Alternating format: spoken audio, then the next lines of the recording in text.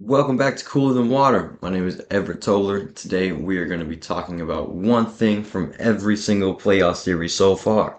We've got one game under our belt, incredible weekends. Some say it was a bit weird or whatever the case may be, but I had a lot of fun. So we're going to go through every game one from every series, talk about at least one thing for every team. All right, we're going to go top to bottom, West Conference down, then we're gonna go East Conference down. So first things first, 1-8 Thunder Pelicans.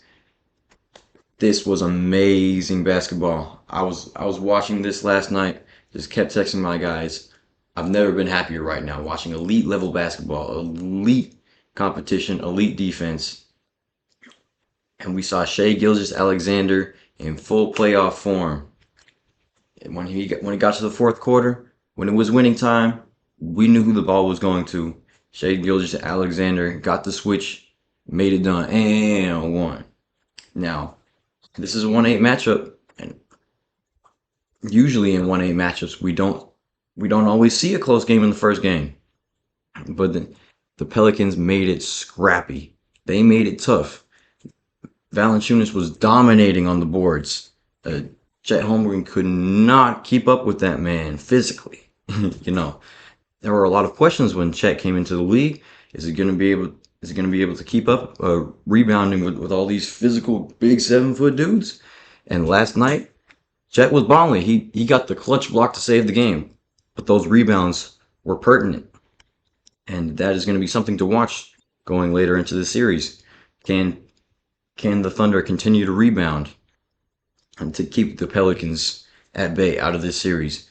Because all the Pelicans need to do, they need to do the exact same thing they did today. Of course, we know the Thunder are going to make adjustments somehow, and the Thunder won this game, but the Pelicans need to just do what they did, and then shoot, make more shots to make them mislead. Next game, we got 4-5 Clippers Mavericks. The Mavericks got pummeled in the first half. I didn't get to watch this game live, but I looked up. They were down about 26 at the halftime. So, what the freak happened? And I went back. The Mavericks need to figure out how to take more away from the Clippers. That you could tell their game plan was to take away Paul George. They were going to sag off Russell Westbrook when he got in the game. But the Clippers have so many options. Even when Kawhi Leonard wasn't playing, James Harden came in and dominated this basketball game. I, this is probably the best I've seen him play all year. He came in, was facilitating everything, hitting deep shots, getting everybody involved. Zubac was just back to those Lakers days in 2017, just posting up sky hooks, soft ass touch. Like, whoa. The Mavericks are gonna have a response. You know, Luka and Kyrie are playoff players. They're gonna have a response. But we need to see them try and take more away on the defensive end. For Timberwolves Suns, this was hype. Ant-Man put up clean 33, 18 in the third quarter, talking mean trash to Kevin Durant. He hit about 3 straight jumpers on him. 3, step back, step back, 3, kick, turn around, fade away. Ooh, soft ass touch. Ant-Man did his thing. And this is what we love to see. This is the type of basketball that we love to see. This is the type of MVP performances we love to see in the playoffs. And Ant-Man delivered. Now the Suns are gonna need to figure out a way to get Devin Booker involved. Devin Booker was a bit of a no-show. Jalen McDaniels was doing his thing, uh, doing his best to contain Devin Booker. You're never gonna stop him, but he did a pretty good job containing him in this game. And they're gonna need more from Devin Booker if they want to get more wins in this series. Rudy Gobert was also impressive in this game. You always wonder when you get to the playoffs how playable is Rudy going to be, especially next to Karl Anthony Towns. Are they? But Rudy Gobert was switchable yesterday. There was one particular play that was going around where, or a couple, or one where where he stayed home on a Bradley Beal step back and moved his feet very well and just stayed there. There was another one where he was switched out Kevin Durant on the perimeter, stayed there, poked it away. This is the best perimeter defense I've ever seen from Rudy Gobert. And if he continue to do this, continue to stay on the floor, they're going to be in good shape. Next is Lakers Nuggets. The Nuggets are just a machine. LeBron played well, and Anthony Davis did what he could, but though he can do better, we could see more dominant post up Anthony Davis in this next game. But man, D'Angelo Russell, of course, is gonna have to do is gonna have to do something. He's gonna have to be better than what he was. The shooting performance was just abysmal. And then for the Nuggets, they got into they played well. They pulled away at the end. They're a machine, but they're also going to have to do a better job of taking more away from the Lakers. Just like I was talking about uh, with the Mavericks against the Clippers.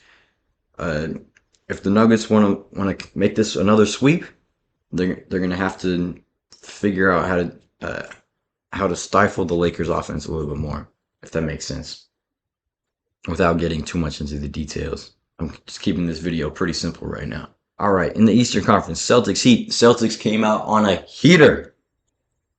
No pun intended. A heater against the Heat. They were splashing them from everywhere, like the Celtics do. When they're hitting threes like this, they're pretty unbeatable. Now, sometimes we've seen in the playoffs they can go cold. Now, but that didn't happen yesterday. The Heat got to shape up. Eric Spoelstra is going to come with more adjustments. He might switch up that starting lineup. I don't know if and when Jimmy Butler is going to come back. Obviously, that would help. But stopping their 3-point shooting is gonna be something that they're gonna have to adjust to with or without Jimmy Butler. Next, Cavs Magic. That man Donovan Mitchell, he's a playoff performer. You've seen it before. You saw it again. And the Magic, all things considered, they played terribly, and they were still in this game. Uh, Paulo, his stats look good, but then you look at the turnovers, not a very good game when you look at that aspect of this. But the Magic just need more offense. That both these teams defended well. Evan Mobley was incredibly good. He hit shots at the beginning so he could stay on the floor, and then he was good on both ends of the basketball floor, whatever the case may be. But the Magic need more offense. They're just gonna have to hit shots. This series is gonna come down to if Franz Wagner, Markelle Fultz, and whoever else is on the floor can hit threes, because they missed so many open threes in this game. And that is not going to get it done against this Cavaliers team, because this Cavaliers team can play better. This Cavaliers team can hit more shots. Donovan Mitchell, we've seen, can put up 50 in any given playoff game. So the Magic are gonna need to hit shots. It's as simple as that. Bucks Pacers, Damian Lillard, Dame time, put up a masterful 30-point first half, just hitting shots from everywhere. At one point on the broadcast, I think it was Grant Hill. You're gonna have to think about doubling him, and they did their best to deny him. It didn't matter. He got wherever he wanted to, and when they did get to deny him the ball, that means you're playing 4-on-4. There's more space on the floor.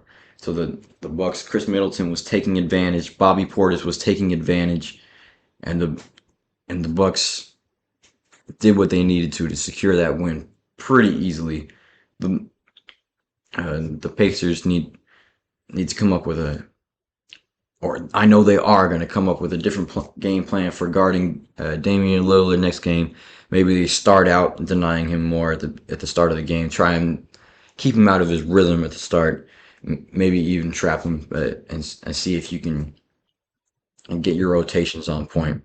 But I'm not sure if the Pacers defense is that astute, whatever the case may be.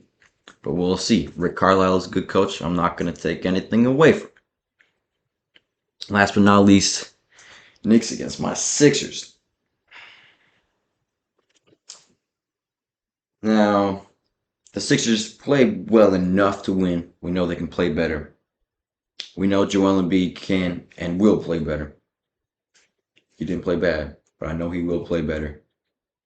Josh Hart, I give it up to him. Josh Hart was strapping him. He's strapping them threes. He hit the clutch one. And we kept Jalen Brunson in check, and Josh Hart killed us. I'm gonna give it up. Give it up.